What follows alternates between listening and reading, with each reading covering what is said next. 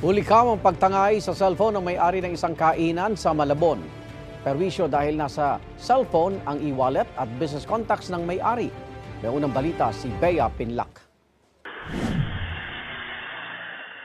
Sarado na sana ang restaurant na to sa Maya-Maya Street, Barangay Longos, Malabon. Pero nang may napadaang lalaki na pumasok at nag-order, pinagbigyan ito ng may-ari. Nag-order siya ng 4 na meal, tapos ako lang mag-isa, single duty ako. Tapos kinuha ko lahat ng order niya, pumasok ako saglit sa loob kasi nga ipiprepared ko yung order niya. Habang inihahanda ang order niya, umupo ang lalaki at patingin-tingin sa paligid.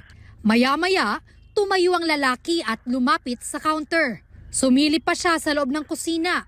Saka tinangay ang cellphone ng may-ari na naiwang nakacharge. Saglit pang naupo ang lalaki bago tumakas, dala-dala na ang nakaw na cellphone. Wala siyang binayad. Parang hindi ako masyadong nagduda sa kanya kasi maayos naman siya. Naanuhan niya siguro na ako lang mag-isa. Kaya nagkaroon siya ng pagkakataon na magsalise. Perwisyo raw ang dulot nito sa kanila, lalo na't nasa tinangay na cellphone ang e-wallet at business contacts niya. Kabubukas lang din daw ng restaurant nila nung nakaraang buwan. Hindi pa niya nairereklamo ang nahulikam na pagnanakaw sa mga otoridad. Ayon sa barangay, nakahanda sila at ang pulisya na tumulong sa biktima. Ito ang unang balita.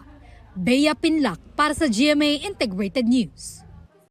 Igan, mauna ka sa mga balita, mag-subscribe na sa GMA Integrated News sa YouTube para sa iba't ibang ulat sa ating bansa.